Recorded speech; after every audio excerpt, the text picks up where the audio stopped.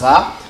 Quelles connotations pouvons donner à la justice congolaise? Est-ce qu'il faudra affirmer ou bien infirmer l'hypothèse du président congolais? Une question qui mérite d'être posée. On en parle dans cette émission. On va revenir aussi sur les séjours de Kabila à Goma, l'ancien président de la République démocratique du Congo. Après son adresse à la nation, son arrivée là-bas, ça questionne beaucoup des interprétations au vu des ambitions des uns et des autres qui donnent des qualificatifs à Joseph Kabila. Est-ce que Joseph Kabila Goma, dans quelle peau? Dans la peau d'un initiateur, comment justement, ou bien pour pousser les 1-23 à faire ce qu'il pense faire, lui qu'on a qui jusque-là d'être derrière les 1-23. Tout au long de cette émission, on va aborder cette question. On va aussi revenir sur le séjour de Bahati Lukwebo à Lubumbashi, les présidents du parti AFDC. Messieurs et dames, Interface, troisième numéro de la semaine. Vous nous suivez de partout. Bonjour à toutes et à tous et bienvenue. Bonjour Sarah. Bonjour Daniel Roland-Lay. Heureuse de partager ce moment ensemble avec toutes ces personnes qui nous suivront. Et bonjour également à notre invité du jour. Alors, pour aborder ces deux thématiques, nous recevons pour vous José Kaniki, l'homme de la rationalité et le bon sens. C'est avec la rationalité et le bon sens qu'on va essayer d'analyser toutes ces thématiques. José Kaniki, aujourd'hui, il a levé son traditionnel monéré. Il est sans monéré. Bonjour José Kaniki et bienvenue. Bonjour très cher monsieur Daniel Roland, merci pour l'invitation. Bonjour à madame Sarah Mboui. Et je profite de l'occasion, bien sûr, pour vous dire aussi, chers téléspectateurs, un grand bonjour de cette grande émission Interface. Et je vous dis merci. Nous pensons apporter notre petite contribution à l'édifice qui est la RDC à travers nos analyses, à travers nos dires, à travers nos propos. Vous nous dites là que je suis sans monéré. Il n'est pas, c'est vrai, loin de moi. Sauf que je l'ai mis un peu juste des côtés. Il a droit au repos. La tête doit se reposer. Ah oui.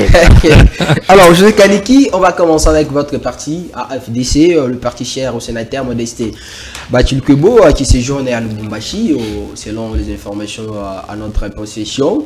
D'abord, vous allez réagir par rapport à la santé de votre parti politique, et puis vous allez parler de ces moments de Bahati à Lubumbashi pour faire quoi? Est-ce que pour apporter son expérience de ses côtés pour le bien-être de la République? Merci beaucoup, très cher monsieur Roland. Oui, effectivement, l'AFDC, l'Alliance des forces démocratiques du Congo, j'aime à le répéter, l'Alliance des forces démocratiques, pas dictatoriales, pas du tout, démocratiques du Congo. C'est une machine politique de la RDC. En tout cas, à mon humble avis, rien de politique ne peut se faire sans cette machine politique qui est l'AFDCA. Parce que tout simplement, c'est devenu une force à travers le terrain, sur terrain. C'est-à-dire que le Congolais, de manière générale, se retrouve en l'AFDC. Pourquoi je l'ai dit? Ça se prouve. Ça se prouve par rapport aux échéances électorales, différentes échéances électorales de notre pays. Depuis que les élections ont commencé de manière, entre guillemets, démocratique dans notre pays, eh bien, l'Alliance s'est toujours positionnée en première position, si pas la deuxième, c'est la troisième position. C'est-à-dire que politiquement, l'Alliance des forces démocratiques du Congo est une force sur laquelle la RDC doit compter. Et voilà pourquoi, à travers, bien sûr, son autorité morale, qui est celui-là qui milite, qui se bat pour l'intérêt de la nation, c'est-à-dire le professeur Bahati Lukwebo, mon autorité morale, deuxième vice-président de son état et du haut de ses fonctions, a atterri, bien sûr, le mercredi passé, le 21 de la semaine passée, le mercredi passé, au niveau du Okatanga à Lubumbashi. Pourquoi? Parce que tout simplement, il est là dans l'optique de réarmer moralement les populations congolaises de manière générale, et là plus particulièrement ceux de Lubumbashi et du Okatanga, où il a demandé Il a même exigé, parce que là, il s'agit bien sûr de la nation congolaise qui est en péril. Face à cette situation sécuritaire, eh bien, les Congolais, les Louchois, les Louchoises, les Haut-Katanga doivent se tenir prêts et debout pour défendre notre nation, défendre notre pays. Et d'ailleurs, permettez-moi ici de profiter de l'occasion pour remercier bien sûr les Louchois et les Louchoises qui ont réservé à l'autorité morale, le professeur Bahati Lukwebo, un accueil très chaleureux où il a tenu un meeting et ses interlocuteurs, ceux-là qui étaient venus pour l'entendre, ont été convaincus parce que l'autorité morale leur a dit que sans le Congo, nous n'existons pas. Ce qu'il y a de plus cher que l'Éternel Dieu des armées nous a donné, eh bien, c'est la RDC. Au-delà de nos petites querelles politiques, au-delà de nos appartenances, qu'est-ce qui peut nous réunir si ce n'est, très chère Madame Sarah, la RDC? Et ça, l'autorité morale Bahati Lukwebo l'a très bien fait. Et j'aimerais ici ajouter qu'il y a de cela une semaine, si pas deux, eh bien, les collectifs des anciens assistants parlementaires ont eu à remettre à l'honorable député sénateur, M. Modeste Bahati, un brevet de mérite. Pourquoi? Parce que lorsqu'il était président du Sénat, à son époque, il est le premier des sénateurs à avoir nommé les assistants parlementaires selon les règlements intérieurs du Sénat. Et il leur a accordé, pas lui, mais il a mis en exergue les avantages des assistants parlementaires. Et lorsque, devant cet état des choses, les Congolais qui sont des assistants parlementaires ont voulu reconnaître ses mérites, ont voulu reconnaître ces bons serviteurs de la nation, qui est tout simplement l'honorable sénateur Modeste Bahati. Donc là, CC va bien. Dites-nous un peu pourquoi son choix a été porté sur la population louchoise. Attendez, d'abord, j'aimerais préciser les choses. Ce n'est pas le premier message que l'autorité morale, le professeur Bahati, adresse à la nation de manière générale. Il a été à Goma, autrefois, il a été à Bukavu, il a été dans toute la partie orientale, si pas ailleurs. Mais j'aimerais seulement signaler ici que la partie orientale, c'est son terroir. Goma, Bukavu, les Massissi, et ainsi de suite. Mais il n'y a pas que cette partie qui a cette envie de pouvoir écouter son message. Exactement. Mais pourquoi dire Je vous réponds. Je commençais par dire que ce n'est pas la première fois, ça dit, il a été à Goma. Mais cette fois-ci, puisqu'il doit servir toute la nation, puisque c'est un serviteur de la nation, cette fois il a choisi les Haut-Katanga. Cela ne signifie pas qu'il va se limiter là. Chaque chose a son temps, très chère madame. Donc, le fait qu'il soit déjà passé à l'époque à Goma Bukavu, cela ne lui interdit pas de revenir. Mais aussi, cette fois-ci il a choisi les Haut-Katanga, cette fois-ci il a choisi Lubumbashi, demain ça sera là-bas, et après demain ça sera le Congo central. Pourquoi pas les grands BDD et les Kasaï oriental, les Kasaï central, bref, le space Kasaï l'attend des pieds fermes. C'est un leader non pas provincial comme certains. Vous savez qu'il y a des leaders provinciaux ici. Puisque ce n'est pas un leader provincial, tout à fait. Il ne devrait pas revenir sur cette contrée de la province, enfin du Katanga et autres. Il devrait faire la différence avec d'autres provinces. Ah non, madame. Tout Congolais est Congolais, jusqu'à preuve du contraire, et vous n'allez pas me contredire. Peut-être qu'il a peur de ne pas être bien accueilli de l'autre côté. Pas du tout. Comme ce fut le cas avec son côté territorial. Non, pas du tout, pas du tout. J'aimerais rappeler ici que le territoire naturel, le terroir, allais-je dire, excusez-moi, le terroir naturel, c'est bien sûr le Grand Nord, c'est le Grand Kivu. Je suis tout à fait d'accord avec vous. Mais lorsque déjà au niveau du Haut-Katanga, il est accueilli de cette manière-là. Vous allez être d'accord avec moi que ce n'est pas un leader provincial. Sinon, s'il était un leader provincial, eh bien, les Haut-Katanga n'allaient pas l'accueillir de cette manière-là. C'est pour tout simplement vous dire, très chère madame, pour ne pas me répéter, que chaque chose a son temps, il va passer partout et il est déjà passé presque partout. J'aimerais rappeler ici, madame, que la RDC, c'est 2 345 410 km². Chaque province, chaque territoire en son temps, parce qu'il n'est pas d'ailleurs Dieu pour être omniprésent. Donnez-lui le temps, il va le faire. FDC, c'est quand même un parti important, parmi les grands. Je vous remercie. Comme vous l'avez souligné, dans notre pays, il faut les reconnaître. Il ne faut pas refuser les choses dans tout moment parce qu'on va refuser. Mais cette fois-ci, avec votre grandeur, il y a quand même des secteurs importants où des grands partis peuvent aussi apporter leur expertise. Et si avec le gouvernement de l'Union nationale, on attribue les ministères de l'enseignement comme primaire et secondaire entre les mains de votre parti, c'est quelque chose de génial. Je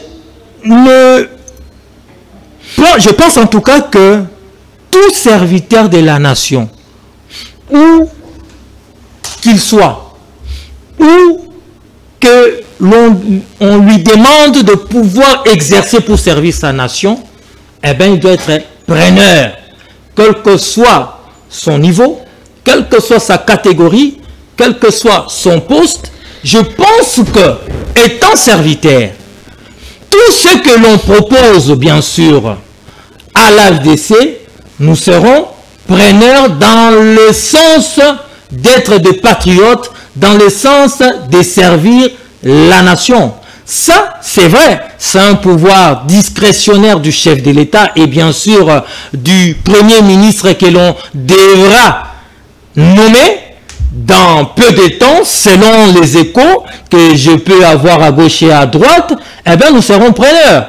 Mais attendez, puisque nous sommes là dans un pouvoir discrétionnaire, moi, José Kaniki, je peux avoir personnellement une ou deux personnes qui, à mon avis, là je parle comme José Kaniki, à mon avis, peuvent faire des exploits comme ils ont eu à le faire déjà à l'époque.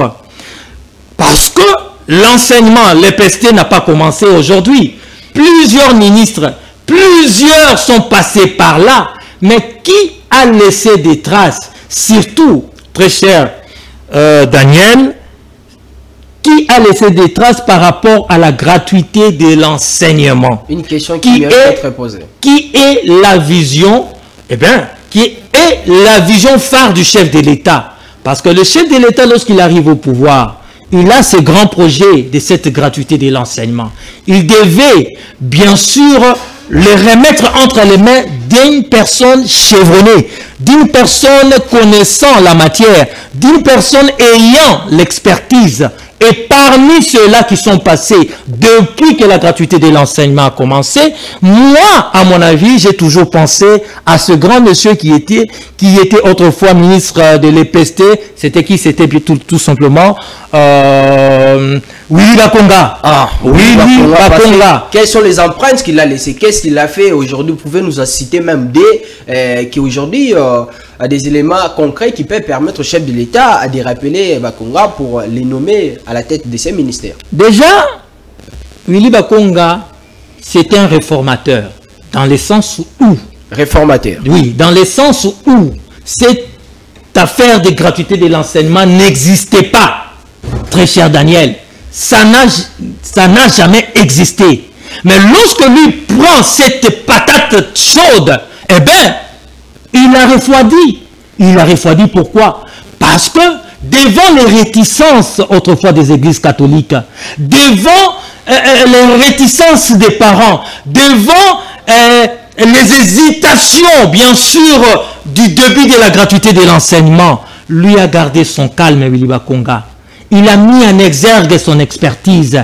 Puisque j'aimerais rappeler... Quoi son expertise? Attendez, déjà le fait qu'il soit celui-là qui a investi dans l'enseignement, déjà lui-même était un enseignant qualifié et de haute facture. Au-delà de ça, celui-là qui a investi dans la gratuité, et plutôt dans l'enseignement. Vous vous rappelez de l'école, du complexe scolaire Sévigné, si je ne m'abuse, depuis 2001. Exactement. Au-delà de ça, s'il vous plaît, au-delà de ça, lorsque ces grands messieurs ont eu à payer plus de 150 000 NU et NP, imaginez-vous, 150 000, c'est combien de stades des martyrs, très chers messieurs? C'est combien de stades de 20 mains, du 20 mains, allais-je dire? Vous allez comprendre que ce n'était pas une mince affaire. Et malheureusement, des personnes mal intentionnées l'ont accusé de tout. Comme par exemple la bancarisation. Mal intentionnées. Oui, tout à fait. Il faut ajouter ça. Hein? Non. Ce ne sont pas des personnes de l'opposition. Non.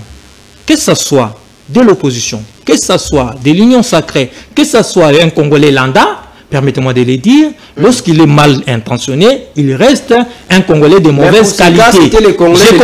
Pas du tout, ce n'était pas le cas. C'est vrai qu'il y en avait aussi, mais dans l'opposition, s'il y en avait, et ainsi de suite. Les opposants, ils étaient contre Willy Bakonga. Mais pourquoi? Peut-être que les opposants sont contre Félix Tshisekedi. Les opposants sont contre le gouvernement, oui ou non? Mais Tshisekedi, ce n'est pas lui. S'il vous plaît.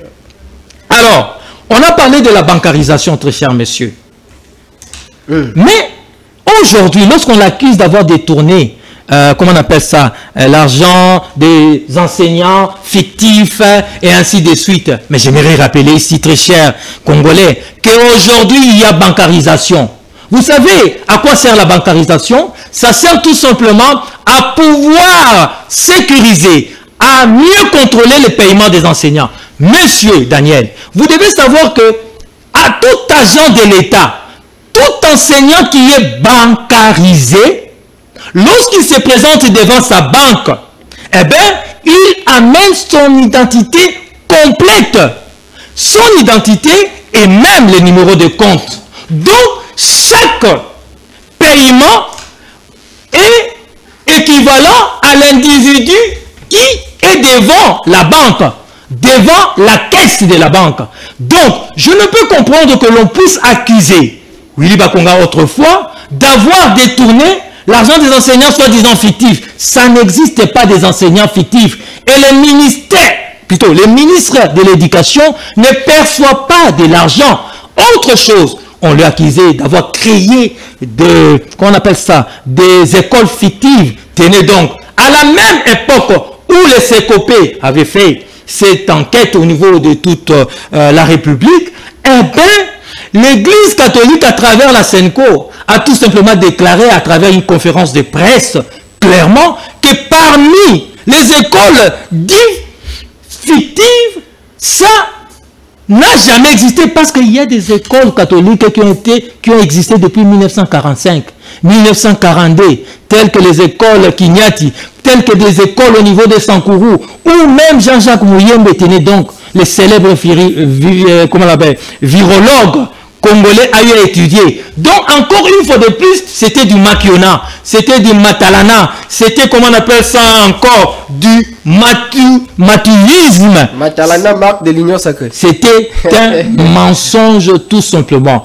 Ça, c'est pour vous dire, très cher Daniel, que M. Willy Bakonga ferait une fois de plus l'affaire. Mais au-delà de tout, partout où l'on va lui demander de pouvoir exercer pour l'intérêt de son pays, eh bien, il ira très volontiers parce que c'est aussi un homme crédible. Alors, au regard de son savoir-faire, d'après vous, est-ce que cela sera surprenant de le voir à nouveau refaire surface au sein du gouvernement? N'oubliez pas qu'il y a ces personnes qui gardent encore cette image de lui d'un détourneur. Sinon, cela risquerait d'être comme ce fut le cas avec Vital Kamerhe. Merci beaucoup, très chère madame. Vous savez, qu'on se le dise, la diabolisation dans ces pays a de beaux jours. Parce que tout celui-là qui veut nuire, qui veut noyer son chien, l'accuse toujours de rage. Mais moi, je pense que Willy Bakonga, le chef de l'État, après avoir vécu toute cette épopée, toute cette situation par rapport à Willy Bakonga, il a tout simplement compris que l'homme était innocent de toutes ces accusations. l'homme n'était pas trempé dans du n'importe quoi, et même la justice, parce que lorsqu'on l'accuse des détournements de l'argent, comment on appelle ça, de la gratuité de l'enseignement, en liquide, 2 500 000 dollars en liquide, tel qu'elle l'avait annoncé, j'ai dit bien tel qu'elle l'avait dit ou annoncé Kapiamba, eh bien, comme pièce de conviction, ça devait être présenté au niveau du tribunal. Et voilà pourquoi d'ailleurs, comme cela n'était qu'un mensonge, jamais la justice n'a condamné M. Willy Bakonga pour un détournement d'argent quelconque. Non. Alors, puisque le président Tshisekedi le reconnaît comme étant innocent, vous venez de le dire, il a donc ses chances de pouvoir revenir sur la scène gouvernementale. Donc. Tout à fait, puisque c'est un homme politique, puisqu'il a encore de l'énergie à revendre pour sa nation, puisqu'il est encore disponible, pourquoi vous penserez ou vous empêcherez un homme qui a encore cette volonté-là de pouvoir travailler? Donc, il a toutes ses chances. Donc, moi, je pense humblement, bien que c'est un pouvoir discrétionnaire du chef de l'État, mais je dirais au chef de l'État humblement qu'il essaye de voir un peu son rétroviseur. Comment cet homme a eu à travailler dans le sens de l'intérêt de la nation. Lorsque, à l'époque, déjà 4 millions d'enfants étaient retournés à l'école. Lorsque les opposants criaient sur Tshisekedi, tiraient sur le gouvernement Tshisekedi, sur le gouvernement, il a sacrifié l'enseignement, les enseignants, il a sacrifié nos enfants. Alors qu'aujourd'hui, chère madame, tous ceux-là qui critiquaient, aujourd'hui sont d'accord que la gratuité de l'enseignement, qui aujourd'hui totalise près de 6 ans ou 7 ans, cet enfant de Tshisekedi, autrefois, comprenez ce que je vais dire, qui était à l'école primaire, en première primaire, aujourd'hui il est en 6e primaire. Donc il va présenter son examen, comment on appelle ça encore, de TENAFEP, si je ne me trompe. Donc cet enfant est capable de calculer oui ou non. Oui. Est-il capable, bien sûr, de résoudre, de donner des réponses aux questions qui lui seront posées à travers cet examen de TENAFEP, oui ou non? Oui, c'est-à-dire que au-delà des imperfections, cette gratuité de l'enseignement pilotée autrefois des maîtres par Willy Bakonga a produit ses fruits. Parce que tous ceux-là qui sont venus après lui, ils sont venus tout simplement dans le cadre de la continuité de l'État. C'est Willy Bakonga qui s'est battu, qui a pris la charge de cette gratuité de l'enseignement. Et je pense donc humblement qu'il mérite encore de pouvoir travailler. On ne peut pas, en tout cas à mon avis, le mettre au banc des touches parce qu'il a encore toutes les capacités intellectuelles, mentales, psychologiques, physiques pour pouvoir travailler pour l'intérêt de la nation. Il a encore toutes ses capacités, mais aussi la volonté de vouloir travailler pour ce pays. Mais après toutes ces fausses accusations, aura-t-il une certaine méfiance de pouvoir travailler pour ce pays au regard de certaines personnes? Vous savez, M. Willy Bakonga est un chrétien, donc il sait pardonner. Et au-delà d'être chrétien, il peut pardonner, mais on ne refuse pas. Il doit quand même y avoir une certaine méfiance aussi. Tout à fait. Attendez, je vous réponds. Au-delà d'être chrétien, c'est un homme politique. Donc, il sait recevoir des coups. Il a reçu des coups. Mais il sait donner le temps de pouvoir s'apaiser. Il s'est apaisé. Depuis 2 ans, 3 ans, vous ne l'avez pas entendu parler. Il a continué à travailler, à être derrière la vision du chef de l'État. Il a continué à être un soutien indéfectible du chef de l'État face à la situation sécuritaire, face à toutes les initiatives alors que le chef de l'État, dans sa vision, pour pouvoir amener ce Congo vers le haut, Willy Bakonga a toujours été derrière le chef de l'État. Donc, il n'aura pas de méfiance. Tout en étant politique, il sait quoi s'attendre à certains hommes, par rapport à certains hommes malveillants. par rapport à certaines personnalités malveillantes. Mais on dit toujours au président Tshisekedi de faire attention à son entourage. Lorsqu'on dit faire attention, c'est aussi de la méfiance. Mais pourquoi pas lui, Willy Bakonga? Vous savez, faire attention à son entourage, tous les dirigeants du monde doivent toujours faire attention à leur entourage. Mais ce qui prime, ce qui doit motiver les présidents de la République, les autorités de la République, c'est plutôt les résultats. Parce que si on se mettait là à faire toujours être méfiant par rapport à ses collaborateurs, eh bien, vous allez engraisser la machine. Si un collaborateur a mal travaillé, si un collaborateur est hors jeu, il y a des arbitres qui vont sanctionner. Et les arbitres, c'est qui? C'est d'abord lui-même, l'autorité établie par rapport à ses compétences. Il y a la justice qui va faire son travail. Il y a les mesures conservatoires et ainsi de suite. Mais ici, moi, étant comment dire ça, un optimiste de la vie et dans la vie, je vois toujours le bon côté des choses. Alors, je pense que Willy Bakonga aussi humblement est dans cette optique-là. Sinon,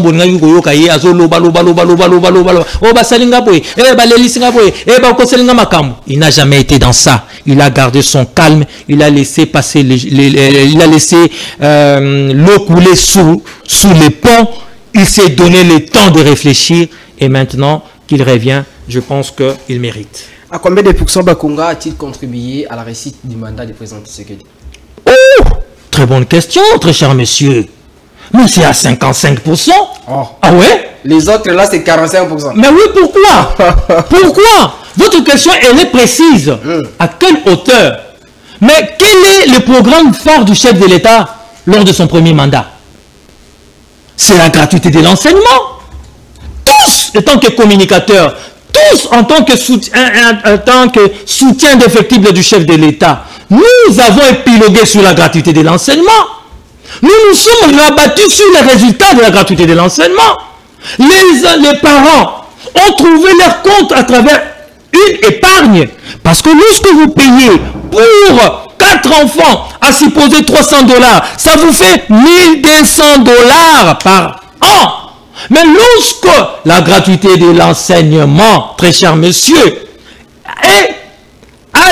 atterrit dans le poche, permettez-moi de le dire ainsi et de le présenter ainsi, lorsque la gratuité de l'enseignement atterrit dans le poche des parents, c'est-à-dire ils peuvent épargner $1200 pour 9 mois. À part ça, il y a les frais connexes qui ont été aussi élagués. Donc, vous allez comprendre, au niveau étatique, ça profitait au chef de l'État, au niveau social, ça profitait aux parents, au niveau de l'enseignement, ça profitait aux enseignants parce que là, c'est la gratuité, c'est les enfants qui ne payent pas, mais les enseignants, vous devez les payer. Au niveau social, cela a profité à la population, mais il y avait des parents qui se plaignaient aussi, malgré cette gratuité. Est-ce que vous pouvez me dire quel est ce projet qui est parfait à travers les mondes?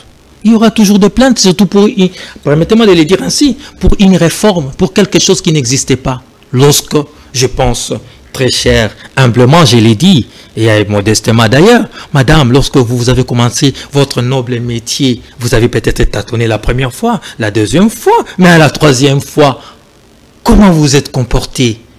Et c'est ce qui a fait d'ailleurs que Samuel vous retienne.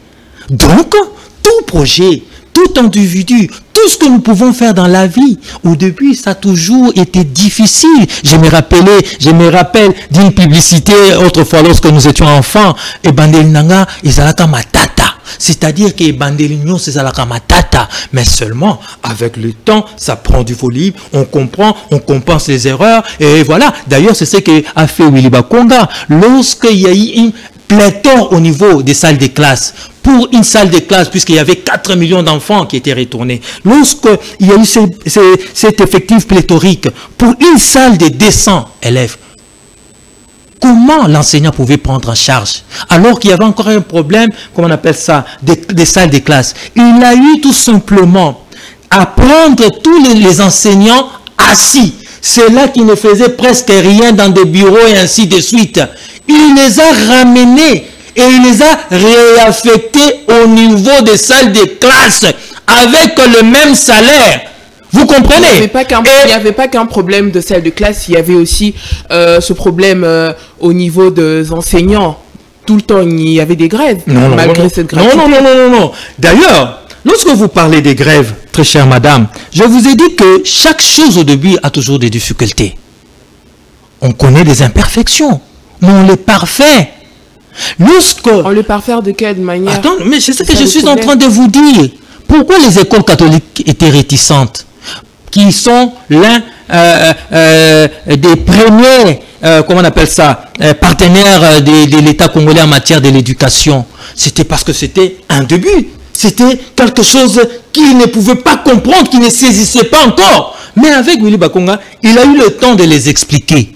Voilà l'avantage, voilà l'intérêt, non seulement pour l'État congolais, pour les écoles catholiques, mais surtout pour les enfants. Parce que imaginez-vous que les 4 millions, que les 7 millions d'enfants aujourd'hui qui sont retournés à l'école grâce à la gratuité de l'enseignement n'y étaient pas retournés. Aujourd'hui, ça serait peut-être des coulours en devenir. Mais madame, aujourd'hui, ces enfants peuvent calculer 1 plus 1 égale 10, 10 plus 10 égale 20. Ils peuvent lire l'alphabet français, ils peuvent formuler des phrases en français, ils peuvent, certes, il peut y avoir des lacunes à gauche et à droite, qui parmi nous ne fait jamais des lacunes, plutôt ne fait jamais des erreurs, ça arrive. Mais ici, l'essentiel, c'est que ces enfants étudient, ces enfants ont un parcours scolaire et demain, ils sont l'avenir de demain, cette jeunesse de Félix Tshisekedi qu'il a ramené à l'école grâce à la gratuité de l'enseignement. Alors, cette jeunesse de Félix Tshisekedi, tout justement, Kabila aussi dans son discours, il avait parlé de la jeunesse. Une fois encore, il avait donné des leçons à la jeunesse comme d'habitude.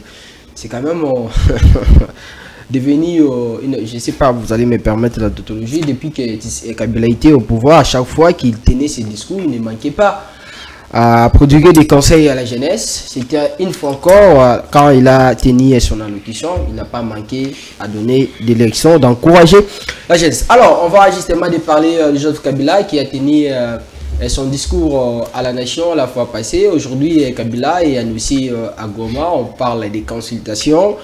Kabila dans la peau d'un artère de paix ou bien d'un vertère de guerre. José Kaniki, vos analyses par rapport à son discours, mais aussi à son arrivée à Goma. Kabila, je l'ai plaint. Kabila, Joseph, me donne un peu de la nausée, permettez-moi de le dire. Oh, comment ça? Kabila fait la honte de la République. C'est pas lui qui dirige. C'est pas lui qui détourne. C'est pas lui qui met en place des projets. En quoi il fait honte à la République? Je vous réponds. Kabila est un ancien président qui a dirigé le Congolais pendant 18 ans. Kabila est un sénateur à vie. Donc, il est quelque part celui-là qui dirige et qui a dirigé les Congolais. Kabila est un ancien rebelle, devenu chef de l'État par la force des choses négatives après la mort de son père, devenu président pour redevenir rebelle. Oh bon? Mais oui, redevenir rebelle. D'abord président? Non, d'abord rebelle, avec l'AFDEL. Oui ou non? Oui. Il a agressé ces pays en prêtant le flanc déjà à Kagame à l'époque, l'agresseur. Il arrive à Kinshasa, lui et son père. Par la force de choses négatives, son père meurt. Guillemé, son père. Il devient président de la République, pas selon les textes de la République, une fois de plus. Mais selon quoi?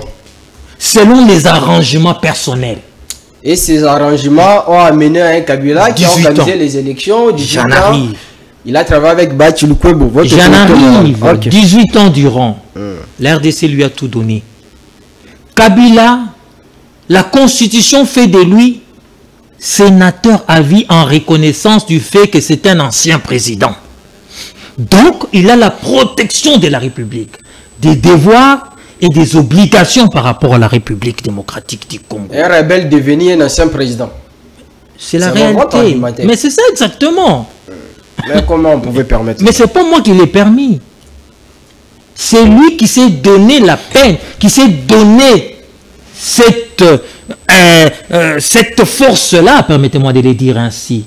Et maintenant, au lieu de se calmer, d'écrire des bouquins, d'essayer de conseiller la République et ainsi de suite, lui redevient rebelle. Oh.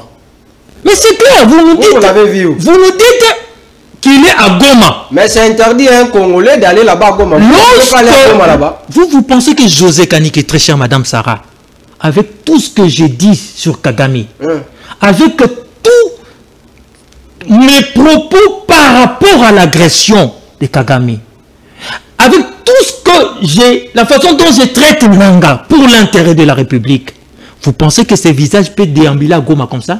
Dans ces cas, on peut affirmer C'est que pour... Goma ne nous appartient. Non, non, non. C'est devenu un territoire. Goma est un territoire occupé. Oh. Cela ne veut pas dire que ça ne nous appartient C'est plus. pouvoir un but S'il du vous Congo. plaît, c'est question de compréhension, très cher monsieur. Goma est un territoire occupé par un agresseur. Et vous voyez, vous trouvez normal qu'un ancien président de la République, sénateur à vie, se sente en sécurité selon lui, pas à Kinshasa du côté de la République, mais du côté des agresseurs. Mais il n'est pas le seul. Il y a beaucoup de représentants de la communauté internationale de la MONUSCO qui prennent le courage d'aller là-bas pour voir Nanga parler avec lui. Kabila aussi peut aller dans la peau d'un acteur de paix. Nous parlons ici d'un sénateur. Mais Nous parlons ici, s'il vous plaît, permettez-moi de continuer d'argumenter. Nous parlons ici d'une personnalité hautement politique. Nous parlons ici d'un ancien président de la République. S'il devait descendre à Goma, il devait être mandaté par la République. C'est clair. S'il est mandaté par la République, ça révèle un autre caractère. Parce que c'est la République qui lui a mandaté ou qui l'a mandaté pour une mission. Au-delà de ça, très cher messieurs, puisque nous parlons du discours, n'est-ce pas? Vous l'avez entendu dans son discours en train d'indexer l'agresseur? Pas du tout. Vous avez entendu Kabila indexer Nanga? Pas du tout. Ça allait changer quoi, s'il le faisait.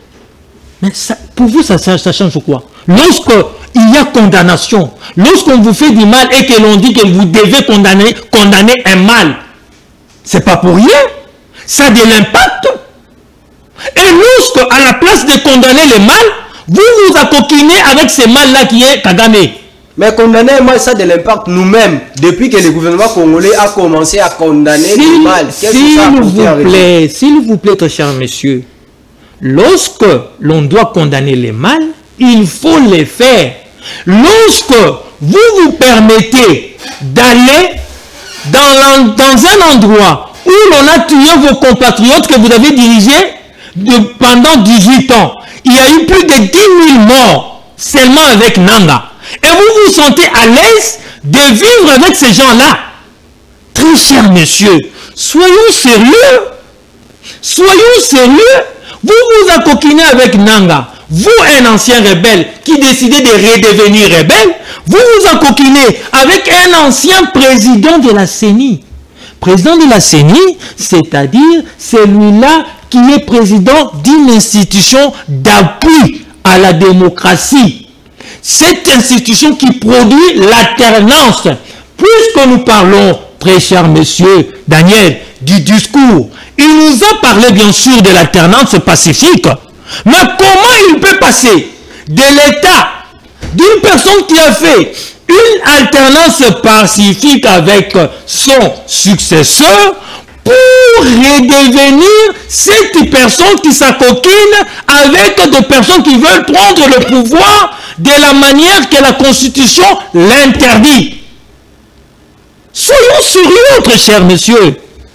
Comment vous pouvez comprendre, très cher Congolais, celui-là qui se vante d'avoir produit de l'alternance pacifique, aujourd'hui nous ramène des armes. Parce que les dirigeants des régimes sont devenus des arrogants selon lui. Vous n'avez pas suivi le discours, il a parlé de l'arrogance, il a parlé de beaucoup de choses. Voilà pourquoi il fait la honte. Ah. Attendez un peu. Vous pensez vraiment que puisqu'un pouvoir, admettons que c'est dans ce sens-là, vous pensez vraiment que puisqu'un pouvoir est arrogant, n'est-ce pas? Vous avez le droit de prendre des armes et de tuer des Congolais? Qui a pris les armes en train de tuer les Congolais? C'est Nanga, c'est Kabila. Ah. Mais lui, vous l'avez attendez un peu, lorsque l'on vous disait, lorsque le président, lorsque les services disaient clairement à l'opinion congolaise que celui qui est derrière tout ça, c'est Kabila. Vous pensez vraiment humblement que cela ne se vérifie pas aujourd'hui? Vous pensez vraiment que très honnêtement, le comportement de Kabila ne donne pas raison au président de la République? Vous pensez, très chère Madame Sarah, que le comportement de Kabila est digne d'un ancien président de la République? Pour s'acoquiner avec celui-là qui agresse les Congolais depuis plus de 30 ans? Au-delà de ça, lorsque Kabila s'érige en donneur de leçons, en disant par exemple qu'aujourd'hui l'armée est défaillante, l'armée est ceci, moi à mon époque, je m'excuse, moi à mon époque, j'avais bien traité l'armée ainsi de suite. Tenez donc, très chère madame,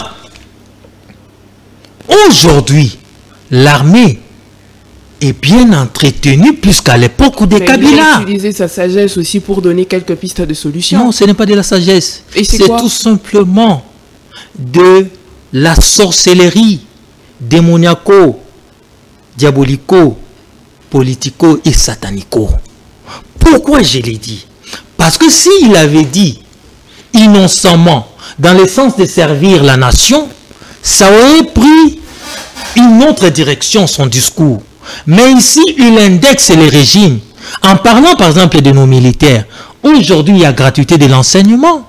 Les enfants des militaires vont à l'école sans que leur paye, sans que leurs parents ne déboursent les frais scolaires. Donc c'est une prise en charge et c'est un fait social qui profite aux parents des militaires, donc plutôt aux militaires. Aujourd'hui, vous n'avez pas appris la gratuité de la maternité. Les militaires, les femmes des militaires n'en bénéficient pas. Si à son époque il y avait la gratuité pour les enfants des militaires, non. Il y avait la gratuité de la maternité pour les femmes des militaires, non. Aujourd'hui, vous n'avez pas appris, très chère madame, que les hôpitaux et les centres de santé dans différents cas militaires aujourd'hui sont réhabilités et en cours de réhabilitation. Mais à son époque, la vie n'était pas très chère comme actuellement. Comment là, faudrait... Attendez un peu. Aujourd'hui, vous n'avez pas appris qu'il y a eu doublement du salaire ou bien des soldes des militaires. Hier, ils touchaient 150 000. Ils touchaient 200 000. Aujourd'hui, un adjudant touche plus ou moins 510 000 francs. Je ne dis pas que c'est l'extase. Je ne dis pas que c'est ils vivent dans le paradis. Mais est-ce qu'on doit tenir compte d'une partie de la population ou soit on doit faire quelque chose pour tout le monde? Ici, nous parlons des militaires, puisque nous sommes en train de disséquer les discours. Ici, je prends la partie des militaires. Et même dans l'enseignement, puisque vous voulez que nous puissions parler dans plusieurs secteurs, vous n'avez pas appris les salaires des enseignants ont galopé. Les salaires de policiers, vous n'avez pas appris. Aujourd'hui, des personnes désœuvrées. Très chère madame, lorsque vous parlez des personnes désœuvrées, ça veut dire quoi? Précisez votre question, s'il vous plaît. Des personnes sans emploi, par exemple. Mais attendez. Les personnes... On nous a promis des millions d'emplois, mais jusque-là, il n'y a rien. Très chère madame. Vous parlez uniquement d'une partie de la population, notamment les militaires, les enseignants. Très chère madame, nous sommes en train de disséquer, de détailler ou de disséquer le discours de Kabila. Et Kabila ne va pas nous dire qu'il a fait mieux en matière d'emploi que Tshisekedi. Il vous a donné des chiffres. Donnez-moi un seul chiffre Au moins, il n'a pas promis comme le président Tshisekedi. Mais comment il va promettre? Puisqu'il avait déjà promis, il n'a pas réalisé. Et le président Tshisekedi a promis la réalisation. Mais exactement, il avait promis la gratuité d'enseignement. Là, je parle des milliers des entreprises. Attendez un peu. Attendez un peu. Aujourd'hui, il y a des investisseurs qui reviennent. Vous n'avez pas appris cette affaire, comment on appelle ça, des zones économiques spéciales à Maluku et ainsi de suite. Donc, je ne dis pas que tout est au parfait, mais en tout cas, Kabila est très mal placé pour donner des leçons. Ici, nous sommes en train de faire un comparatif entre ce qu'a dit Kabila ou tente de faire Kabila, tente de faire croire à l'opinion qu'à son époque, c'était mieux. Voilà pourquoi nous disons ici que la gratuité, que les militaires, aujourd'hui, il y a eu du doublement. Aujourd'hui, il y a la programmation, la loi de la programmation militaire. Pendant 20 ans, très cher Daniel, vous avez entendu parler de cette loi qui permet à nos forces armées d'être mieux structurées. Au-delà de ça, très cher madame, aujourd'hui, vous n'avez pas appris qu'on a eu à doter des militaires les 4 zones de défense. Chaque zone à sa tenue a été dotée d'une nouvelle tenue. Donc on ne peut pas dire ici, la logistique des militaires, vous n'avez pas appris aujourd'hui que le travail s'est fait à ce niveau-là. Donc Kabila ne peut pas venir donner des leçons. Nous sommes d'accord que tout n'est pas parfait. Je suis un homme de la rationalité, du bon sens, très cher monsieur. J'ai dit, dans aucune omission, et plutôt dans aucune émission, je ne vous ai jamais dit que tout était parfait. Mais seulement, vous n'allez pas dire aux Congolais que Kabila c'était mieux que Tshisekedi. Même au niveau des infrastructures, même au niveau de la liberté d'expression. On ne le dira pas aux Congolais, mais les Congolais eux-mêmes le disent. Non, pas du tout. Si. C'est Kabila qui le dit. Même les Congolais. Attendez un peu. Madame, la liberté d'expression. Vous avez appris qu'on a suspendu les réseaux sociaux? À l'époque de Kabila, c'était combien de fois? C'était toutes les années, presque tout le mois, si vous voulez. Vous avez appris qu'on a suspendu des chaînes? Soyons vrais. Réfléchissons toute rationalité et bon sens. Aujourd'hui, tout ce qu'il s'est dit sur Tshisekedi, à l'époque de Kabila, on pouvait le dire comme ça. C'est juste parce que à l'époque de M. Tshisekedi, c'est peut-être le pire que M. Kabila. Qu'est-ce qui est pire? Précisez. Qu'est-ce qui est pire? Les embouteillages. Oh. L'augmentation des biens de première nécessité. C'est pas possible. Mais on a cité, non? Attendez un peu. Attendez un peu. Aujourd'hui, de Bitabe jusqu'à quartier 1, on fait pas moins de 45 minutes. À l'époque de Kabila, c'était pas comme ça. Aujourd'hui, les lions commencent même à fuir. Donc, vous pensez... vraiment des routes également.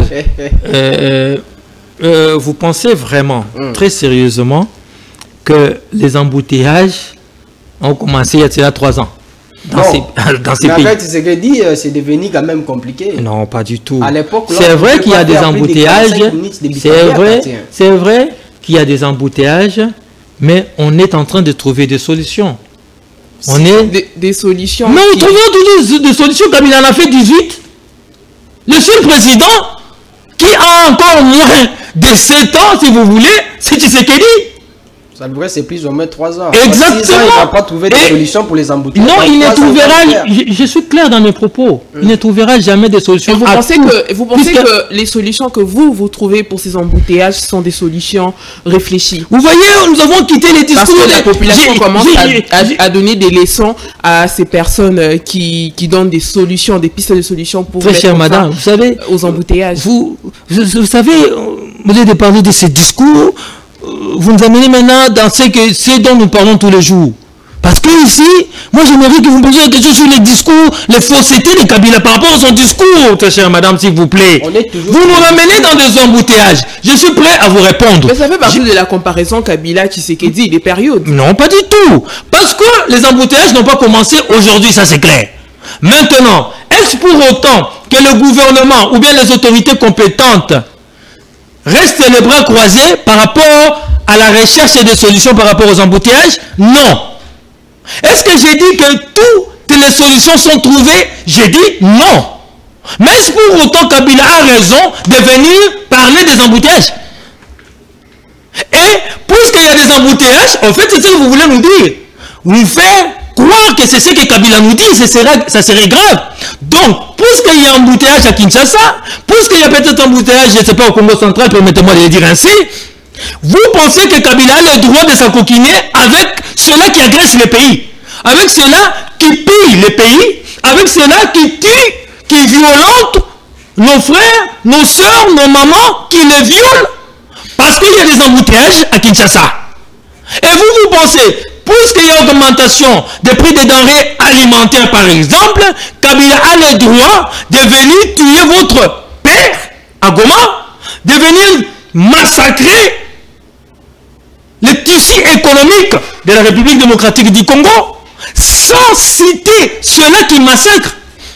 Non, très chère madame, vous ne pouvez pas prêter les flancs à Kabila de cette manière-là, s'il vous plaît. Je ne vous dis pas que la gestion de Tshisekedi est parfaite. Aucune gestion n'est parfaite.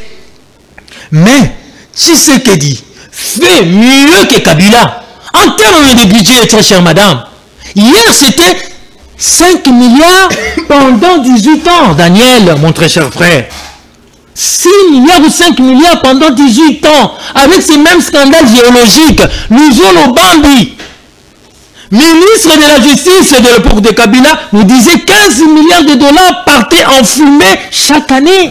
Mais aujourd'hui, grâce à Tshisekedi, nous avons un budget qui varie entre 16 milliards à 18 milliards. Et cela nous permet de pouvoir reconstruire le pays. Cela nous permet de mieux payer peut-être par rapport à l'époque les enseignants, de mieux s'occuper des militaires, nous permet de réhabiliter les centres de santé des militaires, les centres de formation.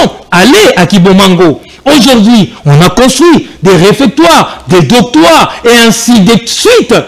Tous ces centres de formation étaient abandonnés.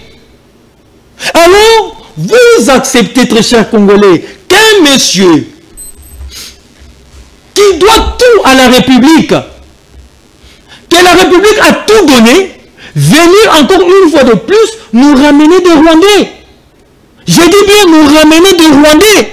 Après toutes les expériences vécues par les Congolais, après 30 ans d'agression, et vous nous trouvez des explications. C'est pas normal. Et ainsi, j'ai dit que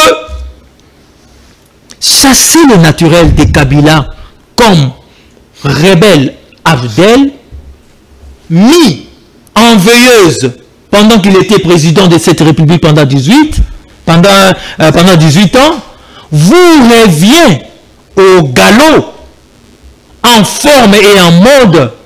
L'ALC 123, c'est Kabila. Et il nous l'éprouve à travers son comportement.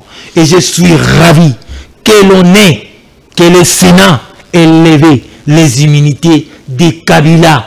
Et aussitôt qu'on a levé ce qui pouvait encore le protéger, un jour après, la veille, il vient avec un discours avec des mots qui démontrent que l'ALC 123, c'est lui. Et ça se confirme.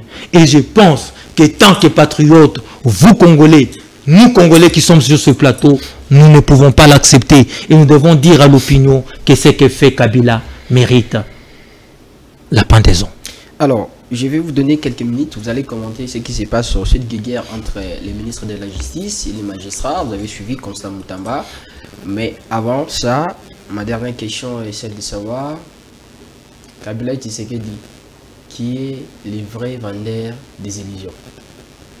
Mais le vrai vendeur des illusions, c'est Kabila. Et Tshisekedi n'est pas un vendeur d'illusions, pas du tout. Tshisekedi, quand il dit des choses, il les réalise. Il les réalise à la hauteur du possible. Je vous ai dit ici que rien n'est parfait dans ce monde. Il y a des choses que l'on peut reprocher à Tshisekedi. Ça c'est clair. Mais en tout cas, la gestion de Kabila et la gestion de Tshisekedi sur le plan étatique sont incomparables. Ça, c'est clair. Alors, parlons de cette guerre, ministre de la Justice contre les magistrats, au moment où le chef de l'État parlait de la justice congolaise qui serait malade, selon lui. Aujourd'hui, voir cette réaction, le ministre de la Justice, que le procureur, après la Cour de cassation, avait demandé l'autorisation de l'Assemblée nationale pour des poursuites contre lui dans ce dossier, qu'on l'accuse d'avoir détourné des millions de dollars destinés à la construction de la prison de Kisangani. Votre réaction à chaud? Je lis ça au premier sujet, c'est-à-dire par rapport à Kabila. À l'époque, avez-vous déjà suivi cette, entre guillemets, guéguerre entre les institutions? Non, pas du tout. C'est-à-dire que, madame, monsieur Daniel, qu'à l'époque, il y avait l'omerta. L'omerta, ça se passe généralement, on utilise ces termes pour les réseaux mafieux, pour ceux-là qui vendent de la drogue, qui vendent des armes, où l'on ne peut pas dire un mot dans ce qui se passe dans leur milieu. Voilà pourquoi à l'époque, vous n'aurez jamais entendu peut-être les parlements ne pas être d'accord avec l'exécutif, ou l'exécutif ne pas être d'accord avec le Parlement. Mais aujourd'hui, chaque institution peut s'exprimer librement dans le cadre de la séparation d'abord du pouvoir, dans le cadre que chacun veut faire son travail. Donc, ça, il faut féliciter. Mais maintenant, au-delà de ça, je pense que par rapport au dossier, oui ou non, Mutamba est justiciable. Il est justiciable. De la même manière que Kabila, Matatamponi et ainsi de suite. Moi, j'ai été et je suis un soutien de Mutamba par rapport à sa vision, par rapport au fait qu'il, lorsqu'il est arrivé, il a essayé de booster les choses, de changer les choses. Ce jeune dynamique, j'ai été derrière lui et je suis derrière lui. Mais cela n'enlève pas en moi la rationalité et le bon sens parce que je suis celui-là qui a soutenu Mutamba. Maintenant, qu'il est accusé, qu'il est soupçonné d'un détournement. En tout cas, moi, José Kaniki, si vous m'accusez d'un détournement, vous m'accusez d'avoir pris quelque chose, et que je sais que je suis innocent, je ne me suis pas trempé dans ces bêtises, je garde mon calme. Pourquoi Mutamba, monsieur Mutamba, monsieur de la justice, nous vous avons soutenu et nous vous soutenons? Pourquoi vous perdez votre calme? Pourquoi vous perdez votre contrôle? Respectez la justice de votre pays. Puisque vous êtes ministre de la justice, accusé à tort ou à raison, venez répondre. Répondez au niveau d'abord du Parlement qui va certainement vous écouter si par rapport à la levée des immunités, oui ou non, toutes ces péripéties des procédures, vous serez entendu. Amenez des éléments pour clarifier la situation. Vous n'avez pas besoin de perdre votre calme, très cher monsieur Mutamba, ministre de la Justice, garde de Sceaux. Là, vous donnez l'impression d'une agitation qui ne dit pas son nom. Vous donnez l'impression que vous vous reprochez de quelque chose. Pourquoi cette arrogance? Pourquoi votre expression faciale nous amène à dire que vous êtes hautain? Pourquoi? Respectez le procureur. C'est comme ça qu'on l'appelle, M. Vondé. Ouais. C'est un procureur. Respectez le procureur. Le procureur est-il sorti de la procédure? Je ne pense pas. Il a écrit. Est-il censé faire ce travail-là, oui ou non? Oui. A-t-il respecté la procédure en écrivant un réquisitoire, comme je ne sais pas comment on le dit, ce réquisitoire au niveau du Parlement? Oui ou non? Oui. Maintenant, si M. Vondé, le procureur, n'a pas dérogé au principe, pourquoi, M. Mutamba, vous ne gardez pas votre calme? Calme. Mutamba, calme, calme les qui mettent les choses comme Namoulaye. C'est-à-dire que quand tu es calme, quand tu es posé, déjà, osons vaincre l'adversaire, s'il faut les appeler ainsi. Moi, je pense que la justice, plutôt les institutions, chaque institution doit travailler dans son indépendance, mais aussi c'est un domaine de collaboration. Quand quelque chose ne va pas, on peut se parler, pas taire la vérité, pas aller dans le sens qui va amener à être, qui va être contre les intérêts de la nation. Mais si ça va nous amener cette procédure à ce que la nation se retrouve, que les intérêts de la nation soient préservés, je pense humblement que Moutamba doit faire l'affaire, aller répondre où on va l'appeler, et ça serait même la justice. Et lorsqu'il va sortir, de tous ces péripéties, je pense qu'il en sortira encore agrandi, que perdre de plumes parce que son comportement et ses réactions ne sont pas appropriées et sont plutôt inappropriées. Vous concluez l'émission. Je vous dis merci pour l'invitation. J'ai dit merci aussi à tous ceux-là qui nous ont suivis. Nous disons ceci, que le chef de l'État est un travailleur. Félix-Antoine Tshisekedi n'est là que pour servir la nation.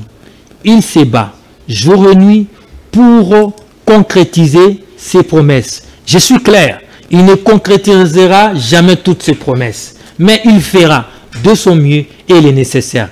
Et à Kabila, il doit se préparer à répondre devant la justice. Prendre les armes n'est pas une solution, surtout que vous faites la honte lorsque vous êtes passé par la présidence. Qui mieux que Kabila doit comprendre le président de la République, Félix Tshisekedi Tshilombo? C'est une honte de la République, Kabila. José Kaniki, cadre du parti AFDC, du sénateur Modeste Baptiste. C'est un plaisir pour nous de partager ces plateaux avec vous. Merci d'avoir répondu à notre invitation et à toutes nos questions. Très honoré, monsieur Daniel, et merci beaucoup à Maman Sarah. Merci beaucoup, Sarah. Merci, Daniel. Merci à vous aussi, monsieur José, également à toutes ces personnes qui nous ont suivis.